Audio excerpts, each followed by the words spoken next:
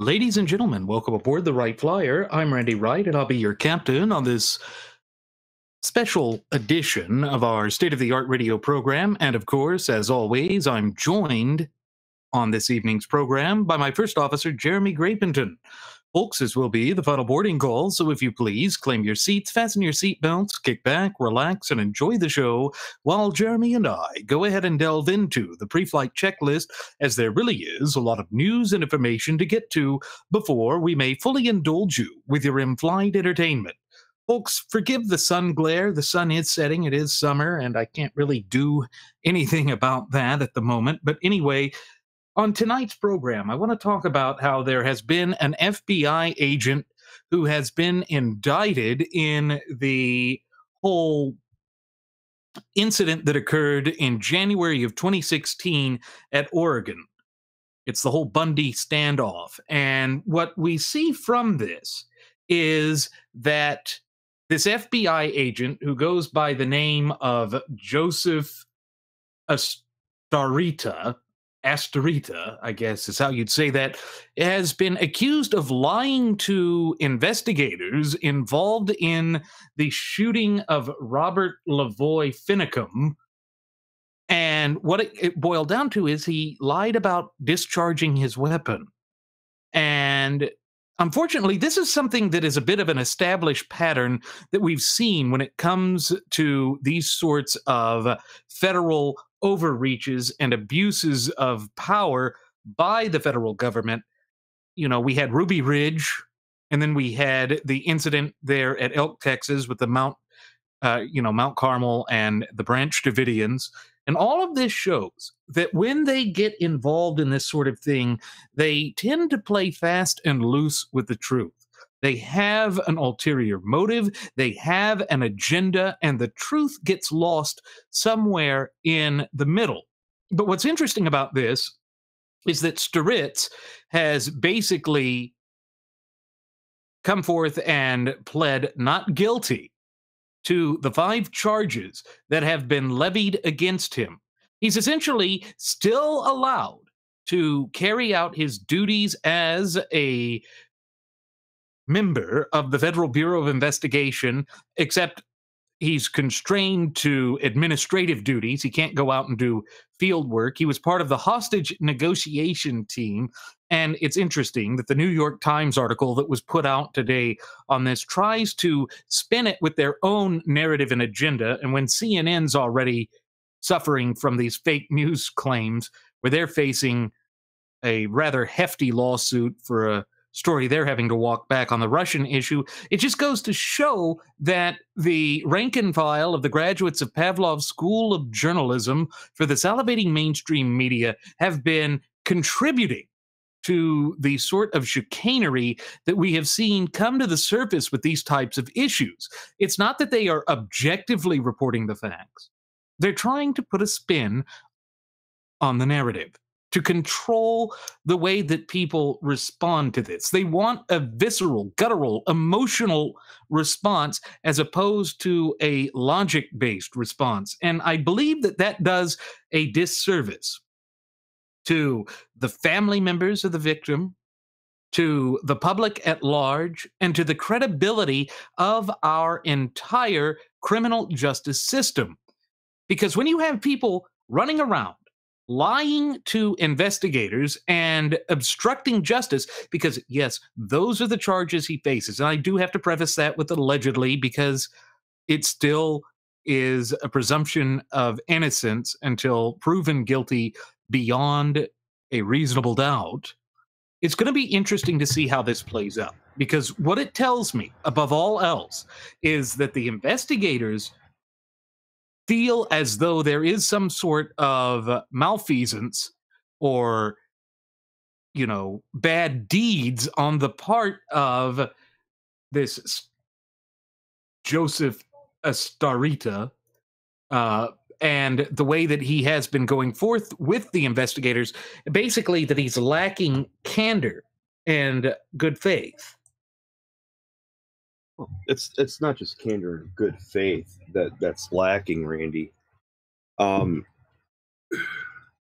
of us who have put the effort and time into studying and acquiring credentials under the criminal justice field, you and I both, as well as many other individuals, it comes down to ethics. It's a lack of ethics, and we already know that Pavlov's little dog wagging journalists are unethical to begin with, because they'll do anything for a story, whatever's good for the ratings to make the money. But we hold all of our criminal justice professionals, all of them, no matter what level or field they work in, to a higher standard than anybody else, because they have a moral and ethical obligation for one thing: upholding the Constitution, protecting, defending, and upholding the Constitution. People want to say, Finicum's going to get justice if this guy's convicted and blah, blah, blah. That's not really justice. It's not true justice. That's one-sided justice. Same goes for the other side. If he's vindicated and proven to be innocent, well, justice for him. No, that's still one-sided justice.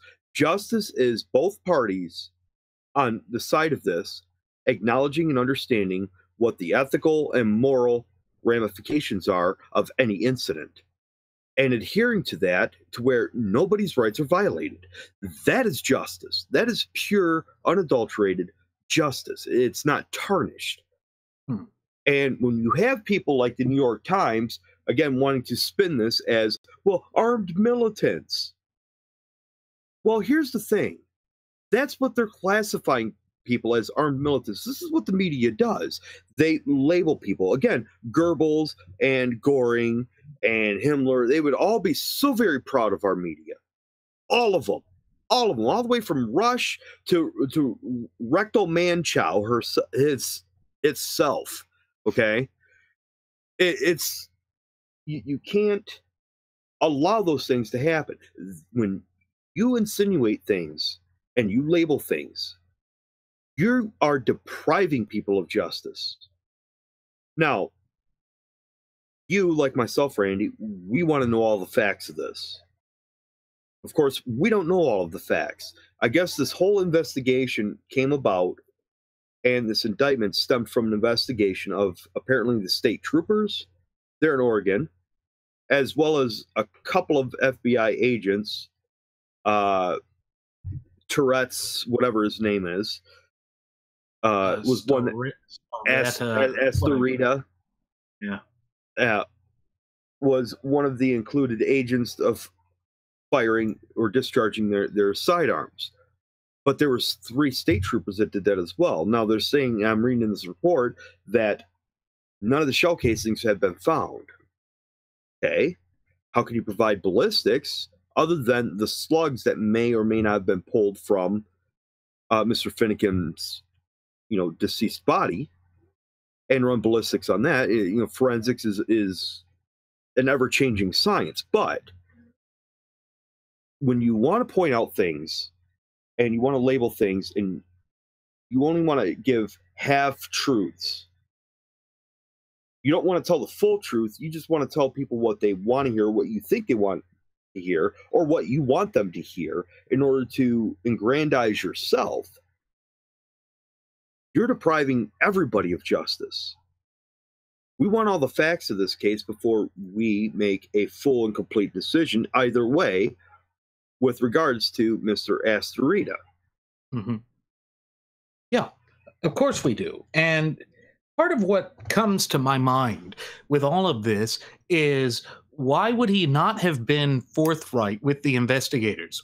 It tells me that he himself believes that there must have been some sort of misconduct attached with what he was doing. Otherwise, he wouldn't have felt the need to attempt to obstruct justice. And I mean, that's a fairly serious allegation. You would think an FBI agent would know better than to engage in that kind of chicanery. But that's part of the problem. They get this notion of being gung-ho, that they are somehow a cut above everyone else. And that is a strain that exists with so many of the federal law enforcement agencies. Now, I'm not attempting to besmirch all the staff and personnel of the various federal law enforcement agencies. I'm just noting a pattern here. We saw it with Ruby Ridge, as I mentioned. We saw it again with the whole Branch Davidian debacle. They went in there, guns a-blazing, shoot first and ask questions later. And again, I think that the way that plays out is that it undermines the credibility of our criminal justice system.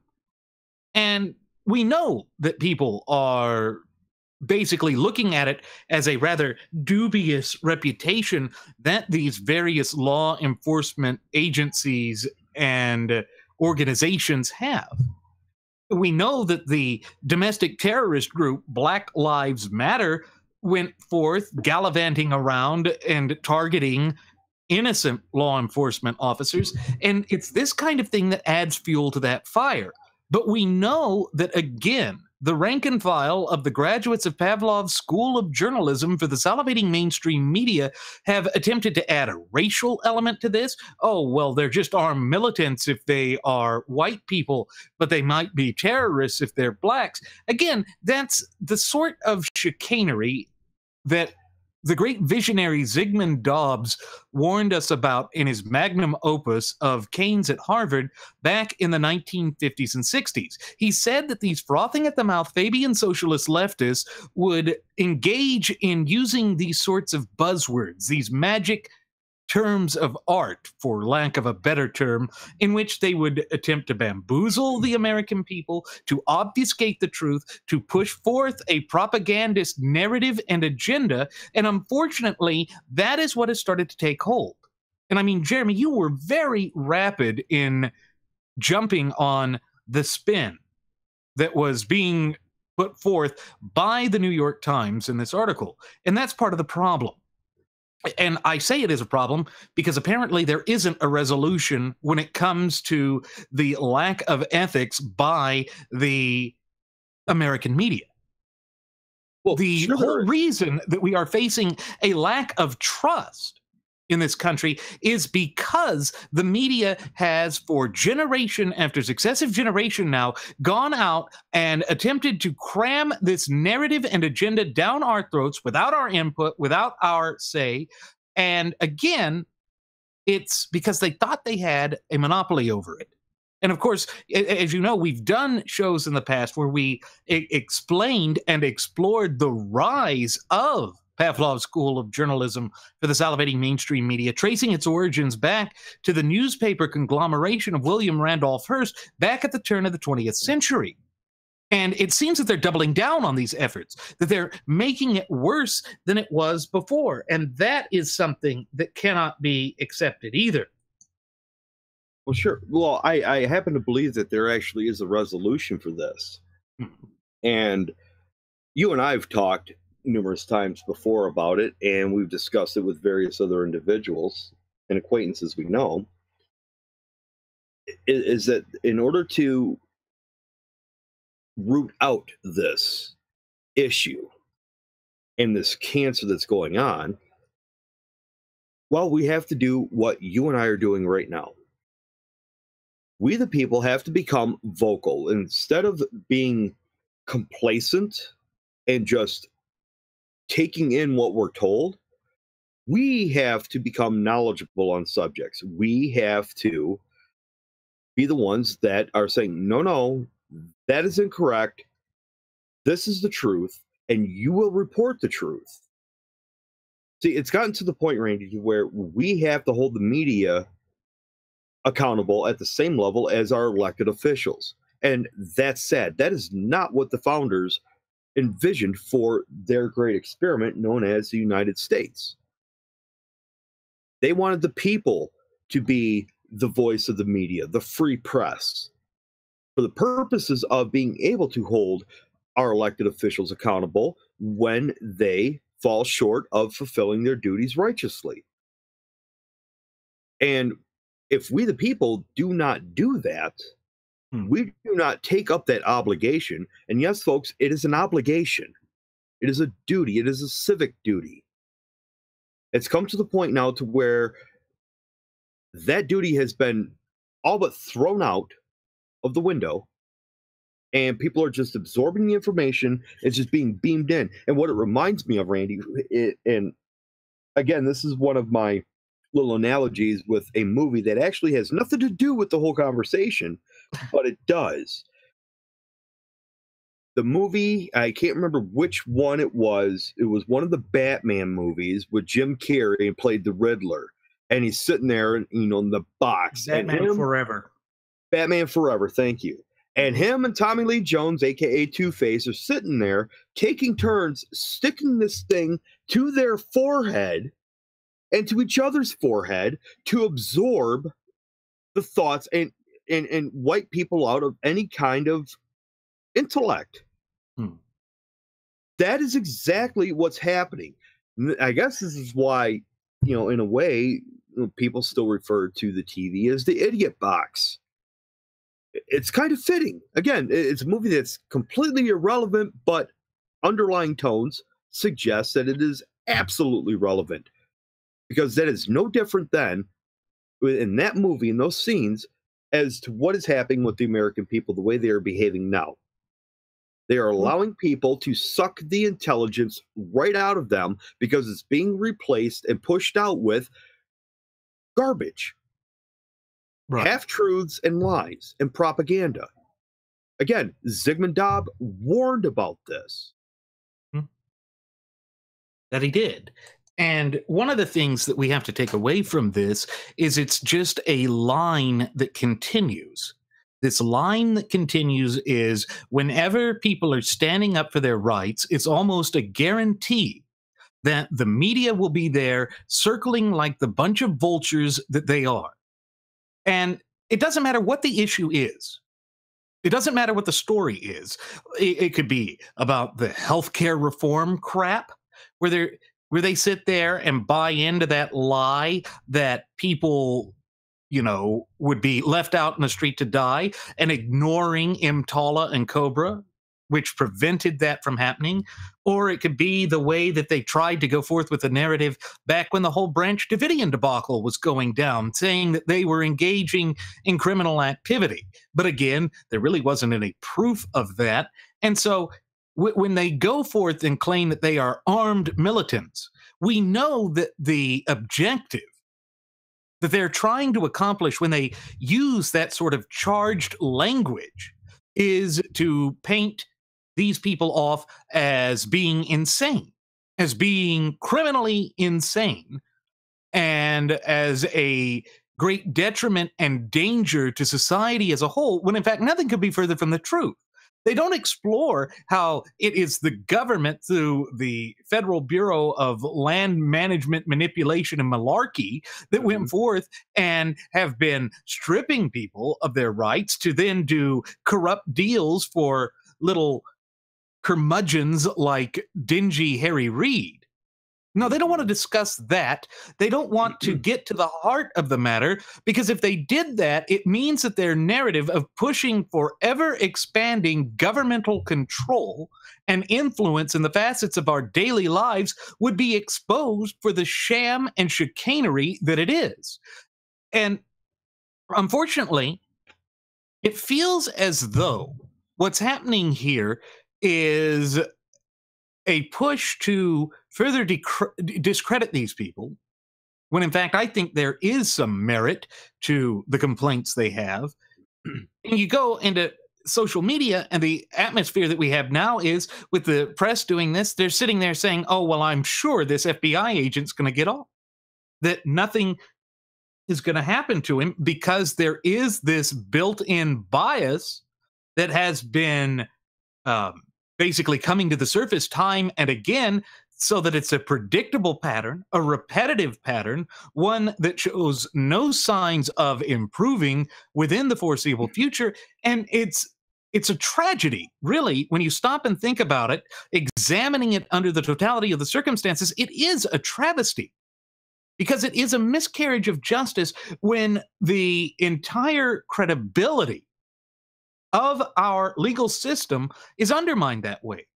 And it's as I've stated so many times on previous episodes of Radio Aviation Excellence, the Wright Flyer, the United States is a nation of laws and not of men. But there is this perception, and I don't think it's always necessarily an incorrect perception, that these people have carved out a special niche for themselves, where the laws do not apply equally across the board, and that is part of what is underpinning this lack of credibility, this instability, for lack of a better term, that has come forth with respect to the way that our federal law enforcement agencies and bureaus and what have you are perceived. And again, a lot of that has to do with the fact that these agencies are unconstitutional to begin with, but that doesn't ever seem to really, merit conversation with the rank and file of the graduates of Pavlov's School of Journalism for the salivating mainstream media. Well, Randy, as you know, Aaron has joined us again on this evening's episode. And Aaron brings up a very astute point. He says CNN is living off of bias income. And same with New York Times. Well, the fact of the matter is all of the mainstream media is living off of a bias income. All of them. Again, it goes back to the point that I was making, that they will do things and say things in order to boost their ratings. They boost their ratings. That means more sponsors are more inclined to getting airtime during those shows to peddle their widgets and products or whatever it is, Trump vodka and steak or whatever. And they make money from those air times. The ratings go up. It's a game for them. It's a game of semantics, creating revenue for them. That needs to stop. That absolutely needs to stop. Randy, off the top of your head, how many publications, newspaper publications or town voices or whatever, can you think of? And this is kind of a facetious question, but how many of these can you think of to where the title of the publication is The Free American or The Free Standard? Not many, if any. Not many, if any, now. But back in the day, they were all over the place. They were all over the place because there was a sense of normalcy with them.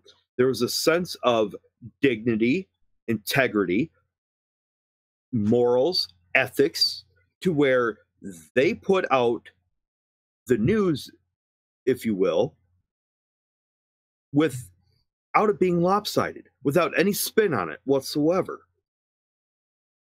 And we've gotten away from that because they figured it, well, this is a cash cow. We can cash in on, hey, we could just, spin it this way, and then we'll spin it a little bit more and spin it a little bit more. And if we, take all the people and treat them like frogs, throw them in a pot of water, and then we bring it to a slow rolling boil, eventually it'll cook them, and we will have conquered them. It's kind of like Alex Jones and the Fish Peoples meets the Eloy of the Time Machine. Fish in the tank. Fish in the tank. And why is this happening? I'll tell you why. Because we have allowed it to happen. Generally speaking, as a whole, we, the people, have allowed this to happen. And people complain about it. You hear all the time, oh, that's fake news. It's against Trump. He could do no wrong. He's the Quaff Commando and King. It's all fake news. But at the same time, people on the left, when something truthful is put out there, which is very rare, they say, oh no, that's fake news. That doesn't fit our agenda, so it's fake news. And it's like everybody's fighting and bickering amongst each other, and they've completely lost sight of the whole purpose of what media was all about. Freedom of the press, the ability for the people to voice their concerns, because it is condition that is attached to petitioning our government for a redress of grievances. That is why it is all inclusive in the First Amendment. Mm-hmm. And people have forgotten that. They've forgotten it to such a point that those that who still be able to remember that have simply forgotten it, and their offspring were never taught it, which is exactly what the kind of conditioning, behavioral and otherwise, that was directly designed and orchestrated for the purposes of political correctness, moral relativism, indoctrination of the youth, and revisionist history. Again, everything we deal with, everywhere we look, Randy, every topic we discuss, some shows multiple topics, everything we discuss all seems to point right back to those 4 ailments, those 4 cancerous plagues and blights on society as a whole. Mm-hmm. Aaron brings up a good question. He says, basically, will we be at war soon, internal or overseas? This question is coming up a lot. Is the question in hopes to ease the populace? I think, Aaron, what this is more a reflection of is the heightened tensions that are in the land. The left is becoming militant. The right has been militant for a while, not necessarily in a way that would lead to these kinds of destructive things or these sorts of things that would lead to an all-out open war. But what is happening is there's this sense of a loss of faith in the American dream. That was certainly what Barack Hussein Obama was wanting to push for. It's certainly something that he wanted to see come to fruition. His hatred for the United States was not unknown. And, when we talk about this stuff, it's kind of like the shooting of Finicum, Lavoie, in that standoff. It seems like there is this push by the upper echelons of our federal government to attack the American people, to view us as an outsider, to view us as the other, to view us as something to be loathed, despised, and hated. When the government does not fear the people, and when the people fear the government, that is when tyranny begins to reign supreme. I believe that Thomas Jefferson was absolutely right when he said that. Unfortunately, what we have happening is a lot of disinformation, the dissemination of a lot of disinformation on either side of the political spectrum. And I don't think that really plays to our benefit. I think it adds fuel to this fire that we're experiencing. And the fact that this FBI agent, this Staritz or whatever his name is, has been indicted for lying and obstructing justice, it speaks volumes about how they really do operate with this idea that there is some sort of separate code that applies to them. I guess you could call it a thin blue line. Now, the vast majority of your law enforcement officers, agents, and personnel are not out there trying to infringe upon your fundamental and inalienable God-given rights. It's a few bad apples that gives the whole basket, if you will, a bad name. Unfortunately, when you have these repetitive instances of shoot first, ask questions later, it makes you wonder, why is it that they're not considering the inalienable right to life? What does inalienable mean? I know that I mentioned this on my last solo flight, but it bears repeating again here because I think it's on point.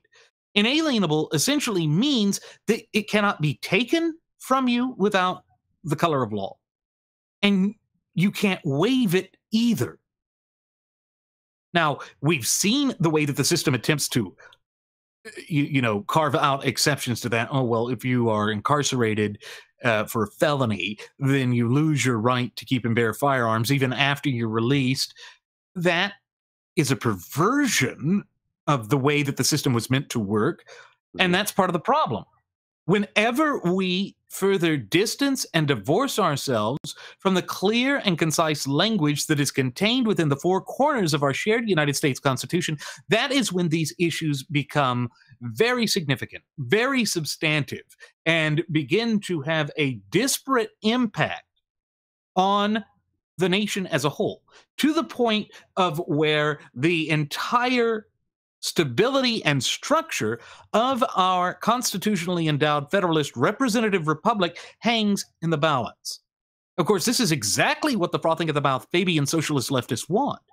But this idea of a leviathan, of an administrative state, which again was formed by Republican progressive Theodore Roosevelt in the opening decades of the 20th century, it tells us that those that seek to increase exponentially the power of the federal government are the ones that look at the people as other, as outsider, as enemy. And if anyone is going to try and spark up a war internally or even externally, it is going to be those who want to ensure that the power of the true ultimate wielders of popular sovereignty is abridged, encroached upon, and taken away from them. That is my thought on the matter. I want to piggyback on something in which you were speaking of with Jefferson. And with tyranny gaining a foothold. Okay. With all of that said, I think this also bears repeating. And when Jefferson said, the only thing that tyranny needs to gain a foothold in our republic is for people of good conscience to remain silent. Again, folks, that is very telling in regards to the mainstream media. Their spin, their agenda, their biased income, and their insatiable hunger for it, their greed. We are allowing that to happen. Now, I would happen to think that Randy is a person of good conscience. I would happen to think that Aaron is a person of good conscience, as well as various other listeners that we have. Donna Cephas, Wayne, dare I say, even our first Air Marshal Nelson Ward. Mm-hmm. I know I'm a person of good conscience. At least I try to be to the best of my ability. Mm-hmm. But again, this is why we do what we do, because, folks, nobody should ever hesitate at the moment to where there's a small chance to where needless bloodshed will stain your hands. And that's exactly what will happen if tyranny gains a foothold in this republic. There will be bloodshed. I assure you, history proves as much. We the people allowed this republic to come to fruition when we allowed and gave our blessing to our founding fathers. And when I say we gave our blessing to them, we did not, again, speaking as Americans, rebuff the idea of the United States Constitution being ratified. We didn't stalwart that. We didn't stand in the way of it. We allowed it to go through. That's because we, the people back then, knew what tyranny was all about. We didn't want to see it happen again. 1776, the world's greatest point in time to ever repel and abolish tyranny. And then we had our perpetual republic. 13 years later, ratified into existence. The more we allow this to happen and to deride our authority, again, folks, First Amendment, people don't understand, excuse me, a lot of people don't understand what it means, truly means, to have freedom of speech. They think, oh, I can say whatever I want and nobody can say anything about it because it's freedom of speech.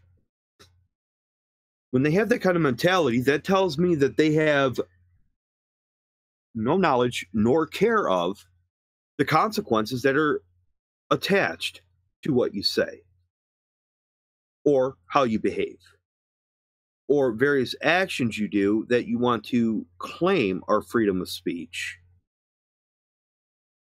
There's always repercussions for everything. Freedom of speech, again, that old saying goes in, freedom isn't free. Freedom of speech isn't free. There's always something that has to be paid as a penance to it. We are no longer going to have the freedom of speech if we continue to allow the mainstream media to continue to perpetuate their propaganda. And I'm speaking of all of them, again, from Lush Bimbo to Rectal Manchow.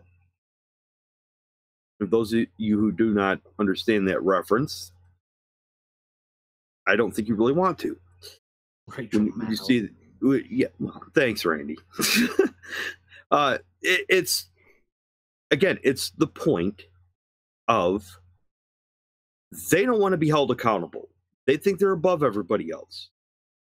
They don't want to be held accountable. Therefore, they did everything they could to take away your ability to hold them accountable.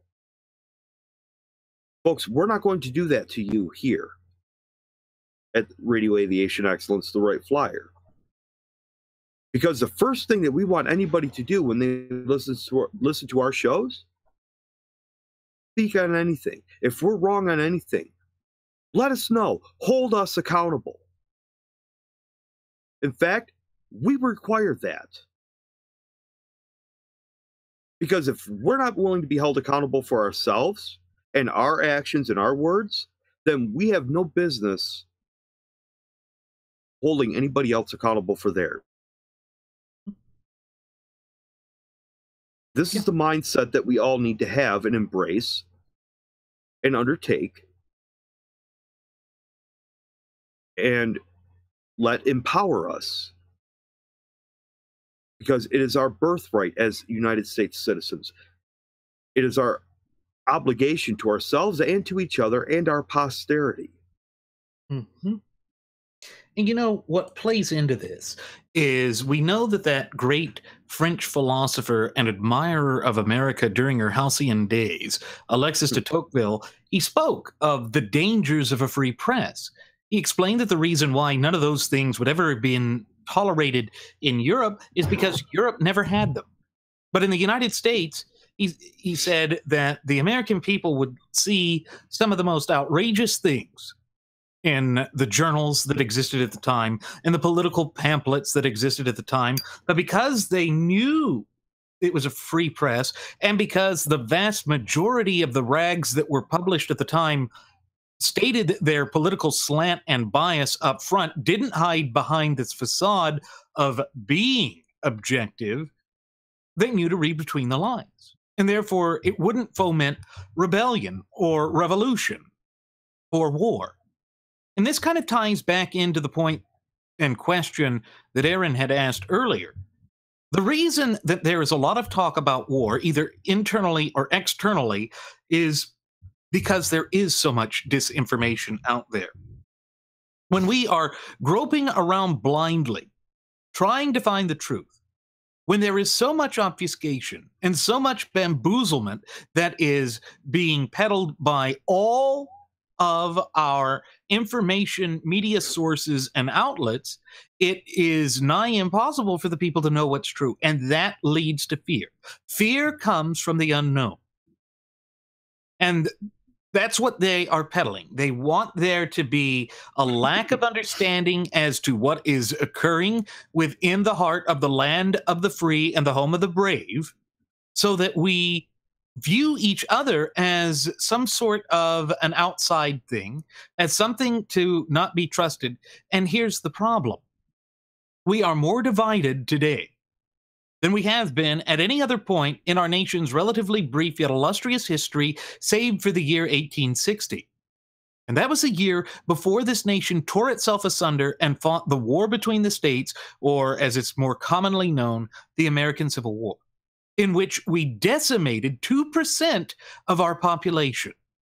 2% over the course of 4.5 years. I think that the animosity and the hatred that has been spread by the favorite tactic of the frothing at the mouth Fabian socialist leftists, that of divide and conquer, has led us to this position. It has weakened us. It has allowed this sort of concern to come forth. And it is always that way. And it's interesting, too, that Aaron brings up reading The Fall of Rome and talking to a friend in Germany. He said Rome didn't fall in one night. It started 30 years earlier with immigration. This, he said, basically after Merkel is losing and the media. Well, yes, that's part of it. The other part of what caused the fall of Rome and what will cause our fall is Rome split itself.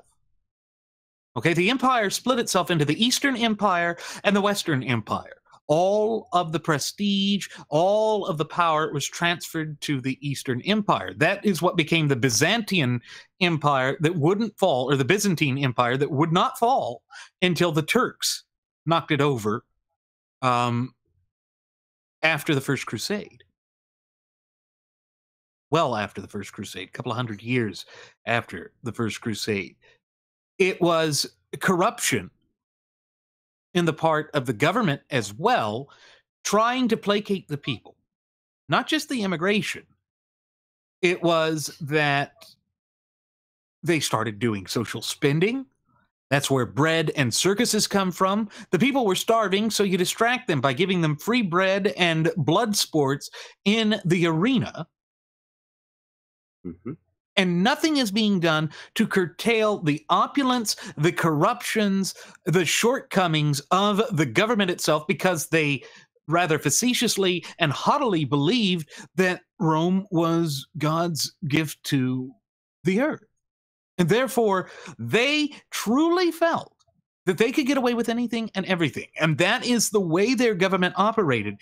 And yes, we have entered a stage like that in the United States. Europe has entered a stage like that as well. Look at the way that they respond to the threat of the Islamo-fascists that are just hell-bent on destroying Western culture and civilization.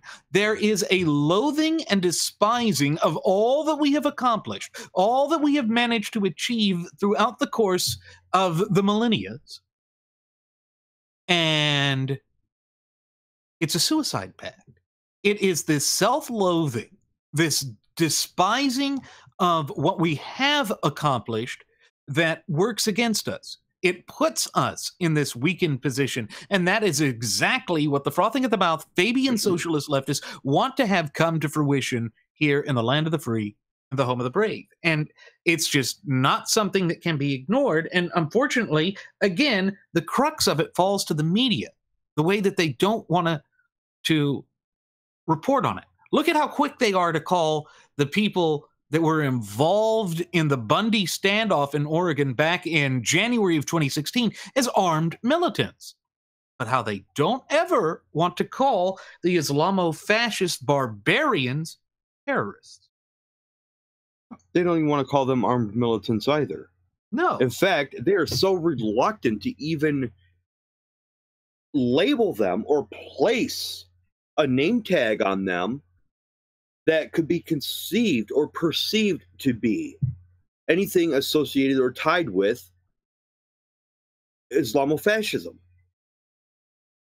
It's always Middle Eastern descent or, Arab descent. And they come close to it, but they try and stay as far away as they can.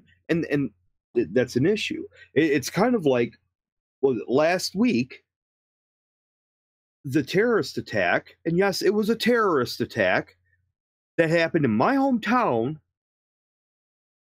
at Bishop International Airport in Flint, where you had an Islamofascist make his way from Canada. He was born in, who cares where he was born, but he resided in Canada. Turkey. Somewhere that area, but he was a Canadian citizen. He made his way into Michigan 5 days prior, at least that they know of, 5 days prior to this attack. Now, subsequently, prior to that, a couple of weeks, there was a scare. And they call it a scare. Why do they? I don't understand why they call it a scare. They actually shut the airport down due to a suspicious package.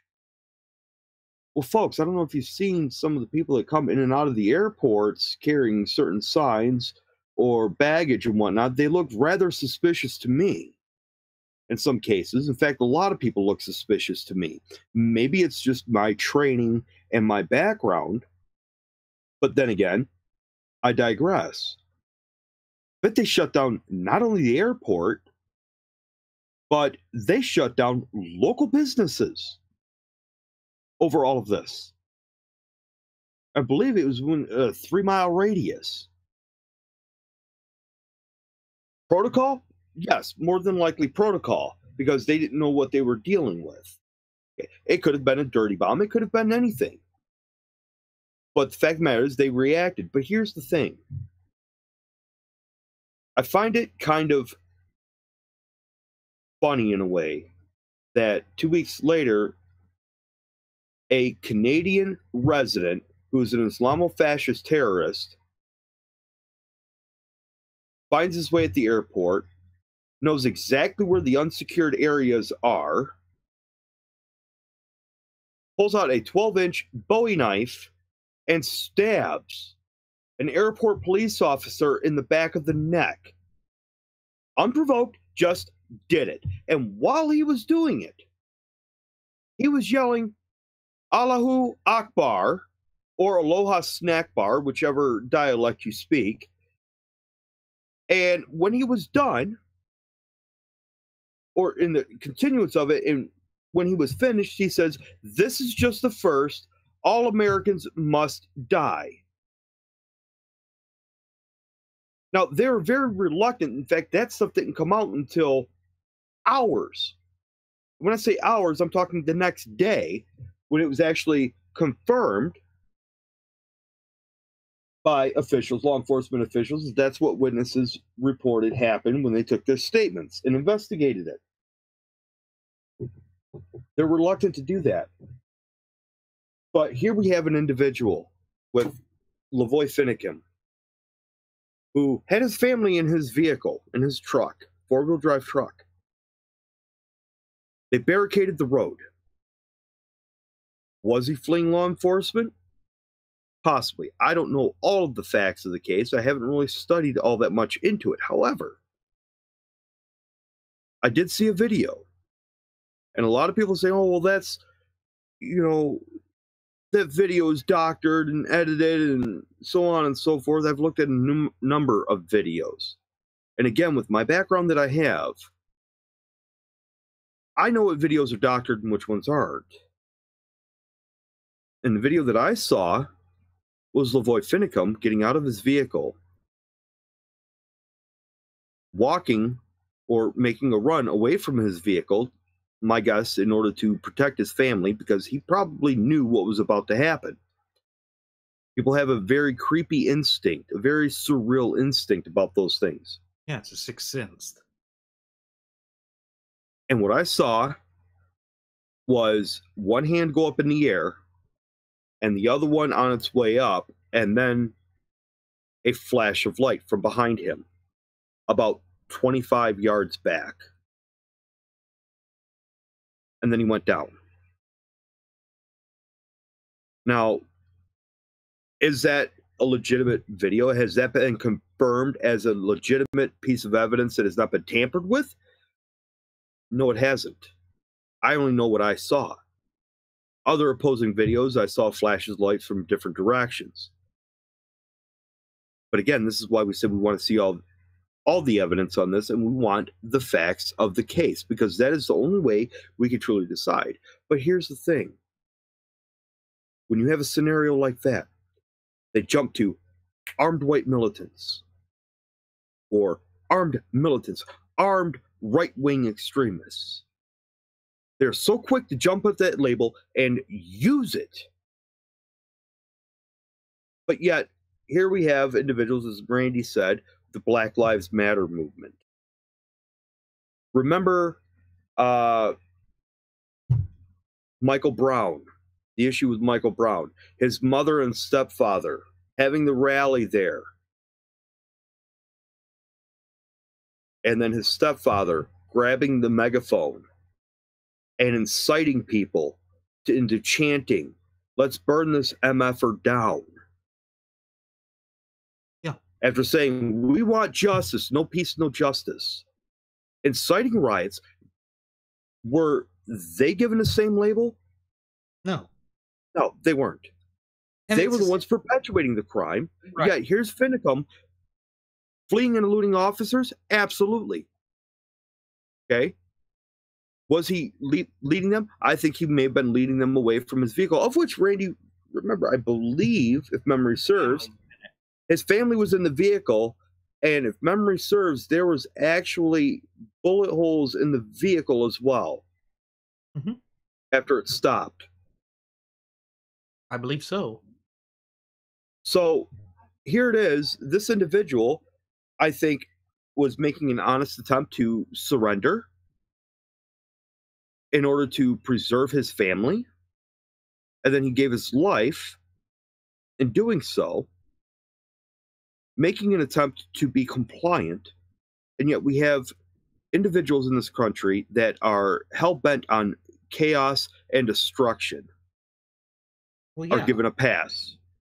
Well, and then recall, Jeremy, that they also, with that Dallas shooting from the Black Lives Matters, where they shot all of those officers, how they were very, very slow to try and label that as any kind of negative activity. They didn't call him a black armed militant. No, they just tried to play this off as some insignificant thing, as an outlier. It's the same thing with the Islamo-fascists. But then when you have Dylan Storm Roof in the summer of political correctness, that of 2015, having been pictured with the Southern Cross battle flag, instantly we have to get rid of all of those and all of the Southern monuments and whatnot. You see this double standard. This double standard. Yeah. Revise history. Right. This double standard is perpetuated to achieve an agenda. And that agenda does not line up with our fundamental and inalienable God-given rights. And one of the things that Aaron brought up is the brush fire was always part of the cattle ranching. And he talks about the selective enforcement of the law. Yes, that's part of the problem. This is when you have federal encroachment over the rights of the individuals, this lying to the people, this moving in such a direction as to paint them as bad or doing something illegal when in fact they aren't. It's the same type of pattern, and it's a troubling one at that, that we've seen since Ruby Ridge, that we saw with the Branch Davidian debacle, that we even saw at the Twin Peaks shooting, motorcycle shooting that occurred here in Waco. The district attorney went to Cabela's, which was located just next to the restaurant, and started counting the guns that were there for sale as weapons on the scene. The police went through and counted the steak knives on the table, on all of the tables, as weapons on the scene. And he used that, Abel Reyna is his name, he used that to gain $1 million bond for over 175 people at least, of which not even 70 had prior criminal records. It's this kind of abuse of the criminal justice system that goes forth and weakens things. And that's why this Joseph Starista character, or Astorino character, is so troubling. Because he stands accused of lying about firing his weapon in the effort to arrest Robert Finicum, and that he basically had instigated things, leading those state troopers to fire. Why would he lie to the investigators? What is he hiding? That is the part that troubles me, because I do not believe that they could have gotten an indictment against a federal law enforcement officer or personnel without some sort of scintilla of evidence pointing to there being misconduct, pointing to there being something that was credible enough for the grand jury to sit there and say, wait a minute, something's not right here. Now, I know that the old joke is that a grand jury would indict a ham sandwich, but here's the thing. They don't tend to go after law enforcement personnel. Very rarely will they hand down an indictment for that. And then when it does, it usually proceeds to failure. Now, I can already hear what the domestic terrorist organization of Black Lives Matter are going to say. Oh, well, if he is convicted, it's racism. It's racism because the guy shot was white. That's bovine excrement. It comes to the facts of the case. That's why Jeremy and I have been so adamant about wanting to see the actual evidence, to be able to weigh the evidence, to come to a logical conclusion. Because if we approach this from a state of raw emotionalism, we then fall victim to the propagandists on either side. And yes, there are propagandists on both sides. There is a narrative being pushed here. The truth is probably going to fall somewhere in the middle. That's where it usually falls 9 times out of 10. I tend to think that Finicum was trying to surrender. I believe that they were peacefully there exercising their rights. But I need to see the evidence before I jump to conclusions. And I say this as someone who grew up when the Branch Davidian thing was happening. I'm from Waco, Texas. I can still, to this day, remember the pungent odor of burning flesh, even though that occurred in Elk, Texas, which is about a 30-minute drive away. It clouded the sky. And the scent, it stuck with me. And I do view the federal government with a lot of mistrust, a lot of distrust because of that, because what they did was attempt to make an example out of people. And I think that that is the gung-ho attitude that was happening here. And I think that probably plays into the reason why Astorino, their agent Astorino, was attempting to lie about discharging his sidearm in the attempt to arrest Finicum, because he doesn't want it to get out there that once again, there was this gung-ho attitude by a federal agency in a tense situation in where they were trying to make an example of citizens. That is the problematic area that I'm seeing. And I don't want to be wrong on that, but I also don't want that to be the case either. Because, again, that will further diminish the credibility of our criminal justice system. And I don't believe that that is something that we can allow to come into fruition, particularly given this rather turbulent juncture of our nation's relatively brief yet illustrious history that we're living through right now. Guess what I found, Randy? What did you find? A New York Times article, and it says on here it's an opinion, but published August 16th, 1995. The FBI and Ruby Ridge. Interesting, huh? FBI Director Louis Freya, spelled F-R-E-E-H, has moved quickly to correct the egregious error he made earlier this year when trusting his longtime friend Larry Potts, who was actually the head of the FBI's criminal division and the one who dispatched hostage rescue team onto Randy Weaver's land. Trusting his longtime friend Larry Potts, he declared that there had been no cover-up of the Bureau's activities in the 1992 standoff between agents and a white separatist family in Idaho.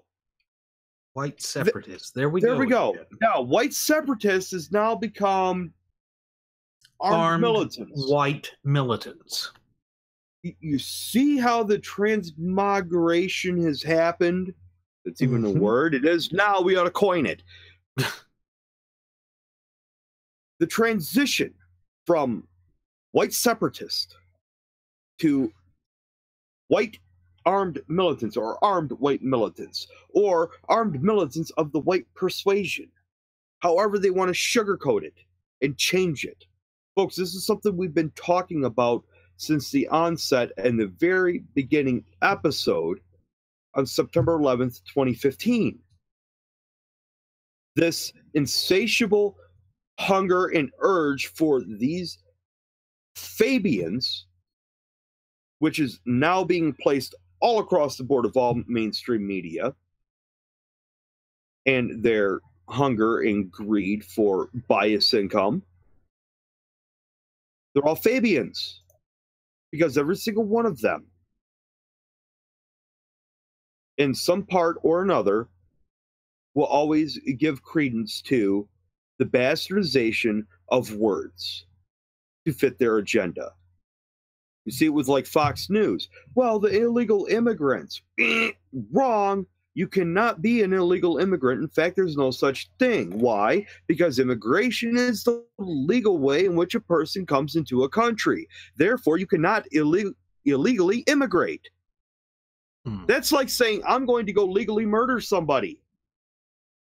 You can't do that, because murder is the unlawful taking of a human life. Yeah. So, again, all these semantics and these play on words. And I'm reading through this article, Randy, and it's funny because it goes through and it actually gives an account of what happened with the FBI sharpshooter who shot Mrs. Weaver and their son that she was holding, I believe. You know, and something reminds me of when I did research on this for one of my classes. I looked into Ruby Ridge. And I remember coming across information that the acting director of the FBI at that point in time, which I do believe was Louis Freya, reports that I came across had said that he was actually on a plane from Washington, D.C. to Idaho. And mid-flight, he changed the FBI's rules of engagement pertaining to situations such as this. Now, I think that has something to do with Robert Lavoie Finicum. I'm thinking that this individual, this Astorino or Tostita, whatever his name is, I think he may have been given, you know, a directive of which he probably complied with in pursuing him. I think the rules of engagement may yet have been changed again midstream regarding that. It wouldn't surprise me given the administration of under which this occurred. So again, these are things, these are facts in question that I want the answers to. I want to know whether or not they are true facts or falsities that, you know, have no bearing on the situation. We need to know these things. And it's not just with Finicum. There's numerous other incidents over the past 20 years that nobody could seem to shake or get a solid story out of. And everybody's led to believe that, well, after the investigations, it proves this, this, and this. I mean, we can even go to something obscure as the Haley Anthony or whatever her name was. Mm-hmm. When, you know, killing her daughter and this and that. Things just didn't add up. And again, why was that thrown out and why was that case dismissed and she was not found guilty? Oh, that's right, because there was a law enforcement officer that actually acted out of misconduct and didn't do things by the book. Yeah. He didn't do things by the book. Therefore, any evidence that was gathered because he didn't do anything by the book, right? Fruit of the poisonous tree. Mm-hmm. Therefore, inadmissible, which means that was the evidence they needed to establish motive, of which they were not able to do. And without motive, you have no case. Right. Now, Jeremy, there's something I've spotted in a I believe this is from the LA Times, the way they explained what was going on with W. Joseph Astorino. Mm-hmm. It said Astorino and the hostage rescue team, and then it puts an M dash, and it says the FBI's crack counterterrorism unit, which responds to crises all over the nation. Notice how quick they were. Counterterrorism. Mm-hmm. Mm-hmm. So, had been summoned to rural Oregon to help resolve the government's high-stakes standoff with a band of heavily armed occupiers who took over Malheur, Oregon on January 2nd, 2016. Now, isn't that interesting? Heavily armed occupiers, counterterrorism, the buzzwords are there. The buzzwords are all over this, and yet whenever it's an Islamo-fascist incident or whenever it's a Black Lives Matters incident, they are very, very reluctant to use that kind of heated and charged language. And what it comes down to is, again, this agenda that they are peddling and propagating has no connotation or connection with reality. They are wanting people to rawly emote because when you are in a state of histrionics or when you shut off your mental faculties and capabilities, it means that you are highly susceptible to this sort of narrative that they're wanting to peddle. And of course, the narrative that they're wanting to peddle is government good, people bad. It's black and white. There's no gray areas. They want it to be two-dimensional like that. And the reason they do that is for manipulation and control. That is what they want to do. And again, when we look at the way that William Randolph Hearst, with his newspaper conglomeration in 1898, attempted to change public opinion with respect to going to war in Cuba and the Philippines against the Empire of Spain, he was the father of yellow journalism. He basically made up a lot of stories, and the USS Maine incident was just allowed to become the crux of that. He was trying to change, to influence public opinion in order to help his good progressive buddy, the former Secretary of the Navy, Theodore Roosevelt, the father of the American progressive movement, to have a war in which he would get, you know, the accolades that would help propel him to higher office. Mhm. And what that was all about was the American people were reluctant to want to go into any war. Remember, this was just 35 years after the cessation of hostilities of the American Civil War, in which, as I'd mentioned earlier in tonight's program, and indeed on previous episodes of Radio Aviation Excellence, the Wright Flyer, we had decimated 2% of the overall national population. So that was still a very real, very vivid, very painful memory from coast to coast and border to border. People had felt that. They had felt the pain of that, and they were not just readily exuberant over the idea of going off and fighting some, granted, Cuba being only 90 miles from Florida, but to them it was a distant thing, a distant issue, a foreign matter in which we had no business intruding. But when he wrote stories about the Spaniards starving the Cubans, raping them, and whatnot, 9 times out of 10 these stories were fake. It tells us that this phenomenon that we are experiencing with the rank and file of the graduates of Pavlov's School of Journalism for the salivating mainstream media is nothing new. We have been experiencing this for 118 years. And it's not about to change. See, it's funny you bring up the buzzwords. You know, counter-terrorist organization. Here's the thing. When you have the hostage response team or hostage rescue team that acts in a capacity of counterterrorism, when you dispatch them and you give them marching orders, at that point in time, now it is safe to assume that there is terrorist activity going on.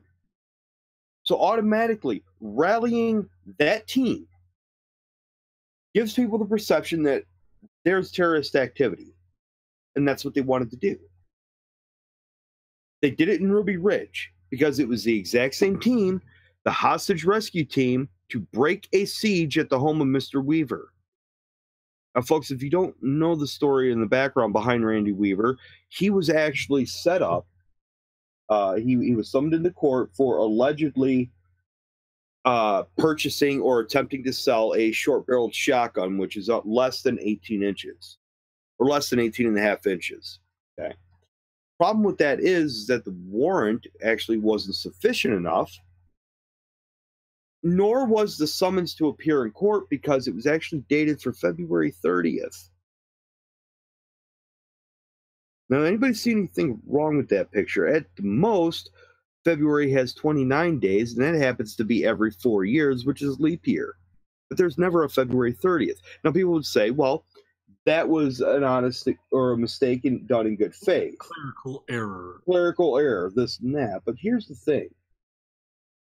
When you try and set up a sting operation to nail an individual because of suspected, not confirmed, but suspected ties with other organizations that are of white supremacy dealings,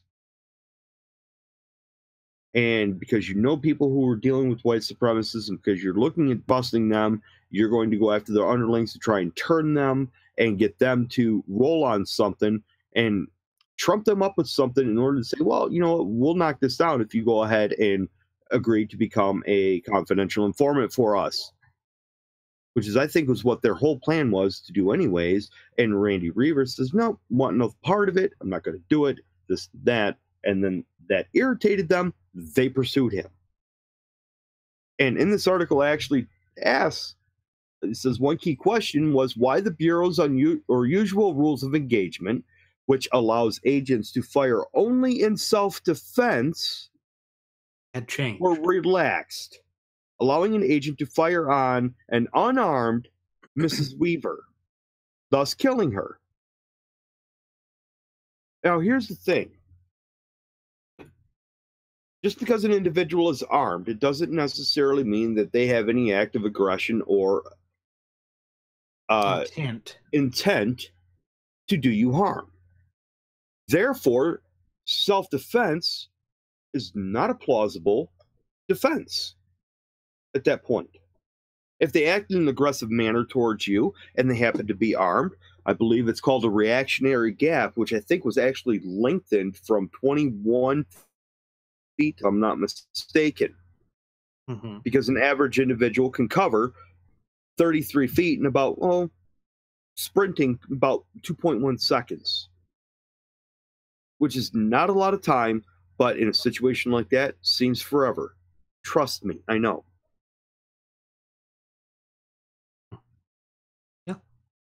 My question is, and again, it goes back to, okay, this agent apparently is now been accused of discharging his service weapon. What are the rules of engagement in this situation regarding Mr. Finicum? Are they the same that were supposed to be in place, but were changed mid-flight by the acting director of the FBI from Washington to Idaho and relaxed?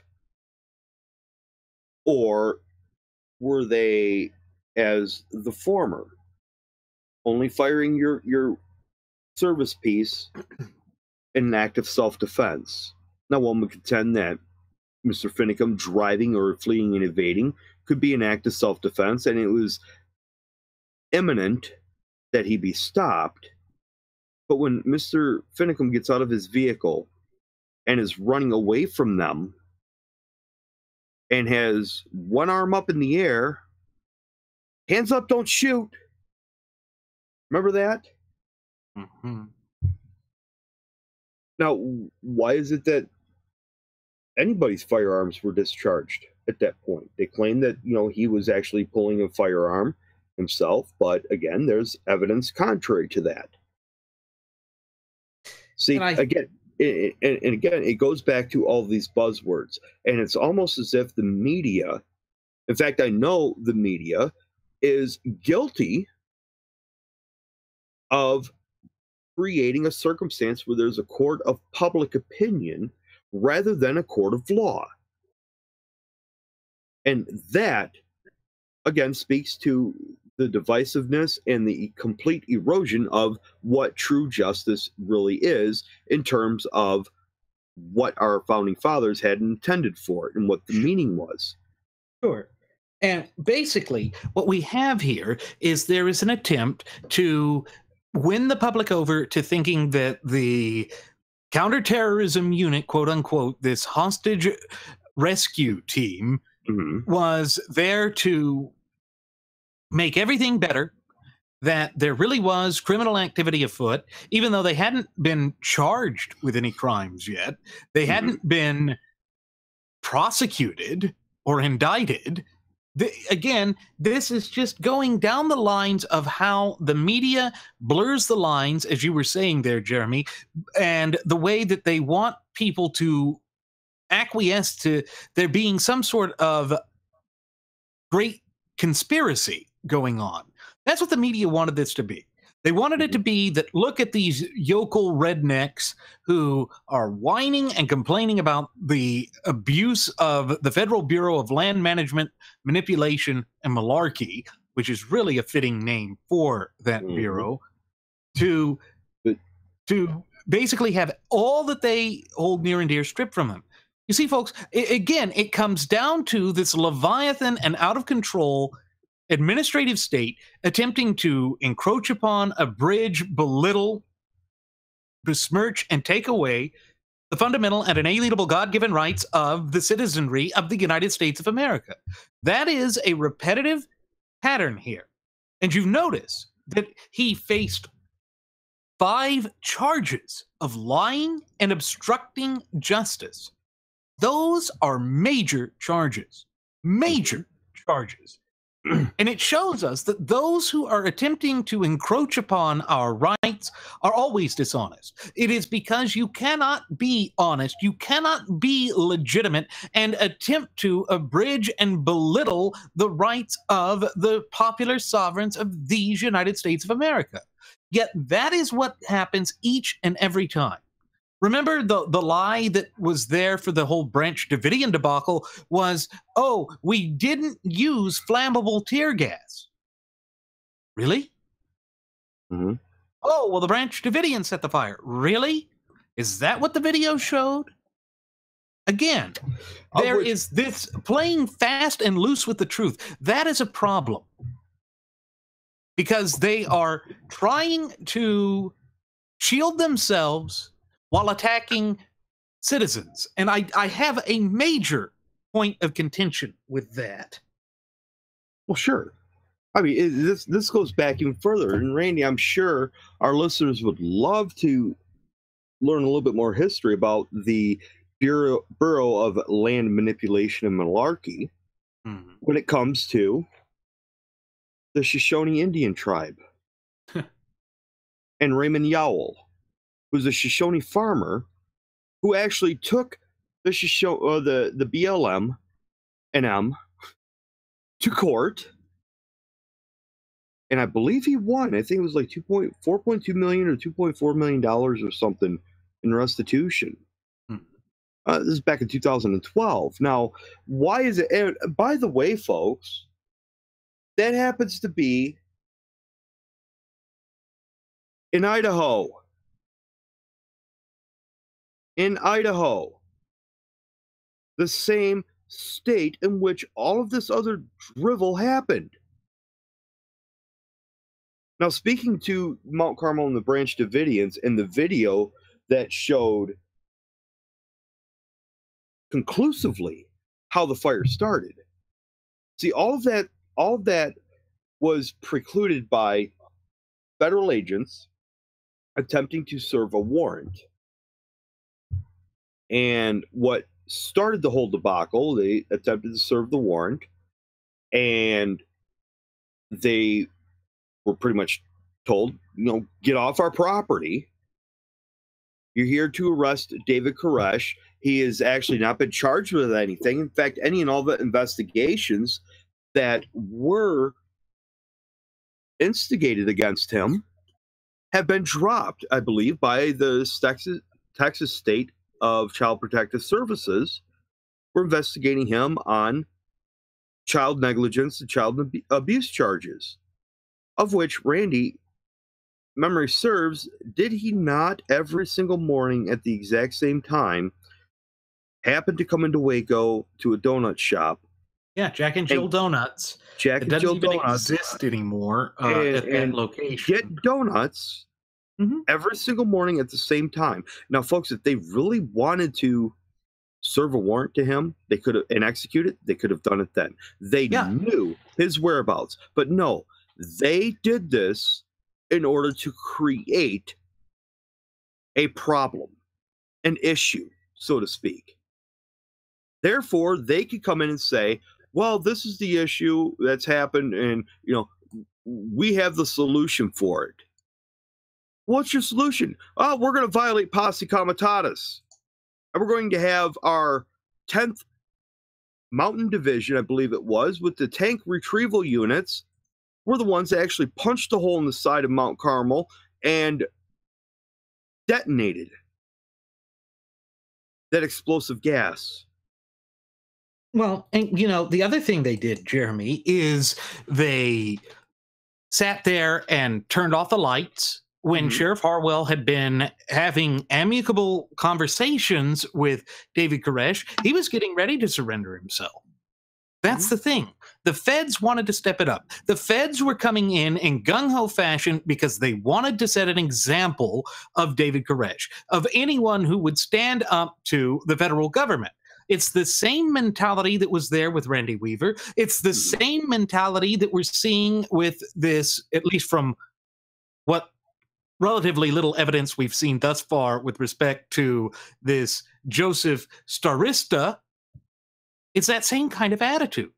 They do not like it when people sit there and proclaim that their rights have been violated. They want to believe that they know what's best and that they have carte blanche to do whatever the hell it is they want to do.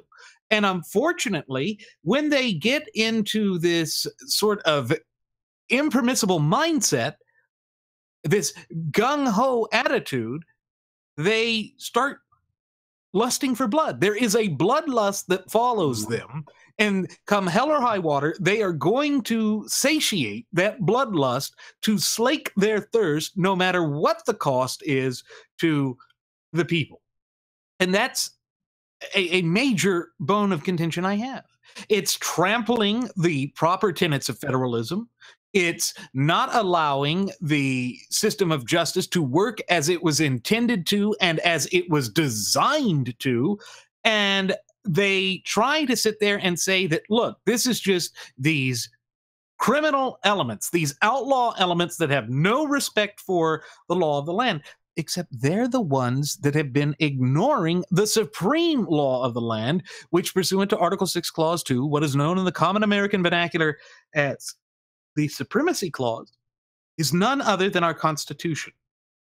Again, we see that there is this just reticence on their part to try and ignore the Constitution, to try and move forth with a showing of force to set an example, and that plays out to our detriment every time. Well, there's always ulterior motives that go along with that, too. Oh, yeah. Now, the video of what happened with the Branch Davidians and all of that, and I believe it was our first Air Marshal Nelson Ward that divulged the information to us that the was the Branson Police Department, or whatever county that is. I think it's Branson County. No, Elk is still McLennan. Oh no! I'm talking about in Missouri. Okay, with Weaver.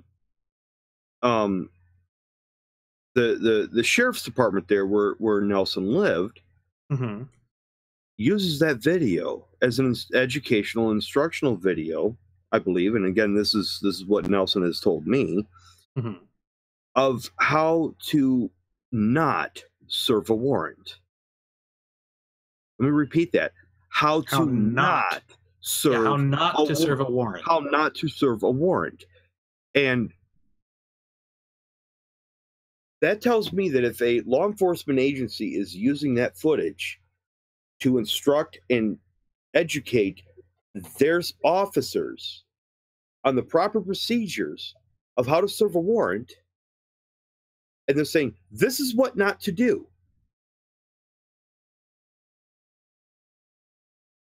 How hard is it to understand, for people to understand that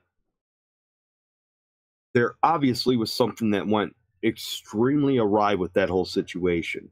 And Randy, you and I have had this conversation before too, and we've had it with various other individuals, and the topic of that came up with, well, it's the BATF and E. At the time, it was just the BATF, or the ATF, was facing congressional scrutiny and possible defunding, which means that they would only exist on paper, but in no other capacity.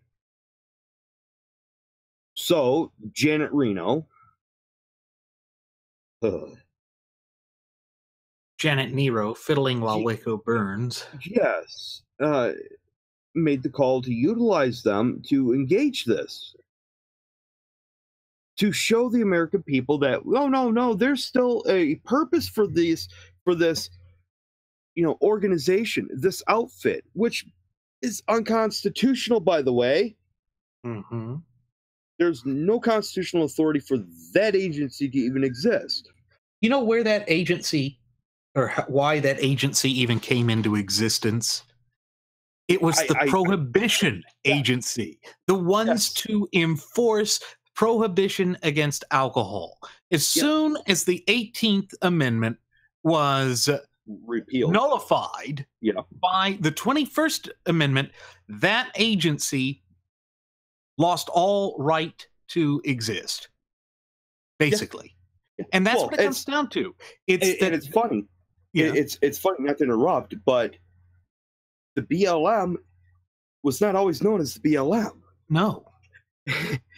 No. It was with the Office of Geographical something or other. It was a surveying group. It was a surveying. They were. It was nothing more than a bunch of fat, bloated cartographers. Yeah. And very, very cheap, ugly fedoras traipsing around in the wilderness, killing trees by staking them through their roots. That's what they were doing. Okay? Yeah. That's all their job was. Now, it's the BLM, the Bureau of Land Manipulation and Malarkey, are now a law enforcement agency? Yep. Really? Yeah, you see, folks, how does that work? This is why we bring these things to you. It's because we need to get to the truth of what's happening. And I applaud the fact that there has been an indictment handed down. We shall see what happens. I know the wheels of justice turn slowly, but we will keep you abreast of this as more information becomes available. Now, with that said, it is time for us to begin our descent. I'm going to go ahead and send the flight attendant back for one last round of alcohol. If you refuse to accept the alcohol, she does not have orders to shoot you. That would be wrong. Mm-hmm. And if she attempts to, just push her out of the plane. Please. Her reaction times are slow anyway. As always, folks, I'm your Captain Randy Wright, and I've been joined on this evening's program by my first officer, Jeremy Grapenton. We want to thank you for choosing to fly the Wright Flyer. Should you have any questions, comments, concerns, or even topic suggestions, please feel free to leave them either in the comment section here on our YouTube page, or on our Google Plus page, or even on our Facebook page. And on top of that, I invite you to follow us over on Twitter with the Twitter handle @RadioAviationEX. One more time, ladies and gentlemen, that's @RadioAviationEX, and there you will find the departure board that lists my personal Twitter account as well as Jeremy's personal Twitter account. It also links the Blogspot account that is just chock full of useful information. And then, as you will see in the description section of this evening's program, you will also find the link to the Cafe Press account. Jeremy, tell them a little bit about the Cafe Press account. Boy, oh boy, oh boy. Folks, the Cafe Press account, as you've probably heard me mention on, well, just about every single episode that I've been on, once it's been started, chock full of a whole lot of goodies. And folks, I'm going to tell you right now, not any of our goodies that are on there in any way, shape, or form could be construed to be perceived as any militant items, or nor attached to any supposed militant outfit, whether they are labeled as such or not, but they are standalone individual items that, well, they're there for you to show your support for yourself as a standalone individual, and show your support for your friends, show your support for us. Of course, we always ask that, but you know, it is what it is.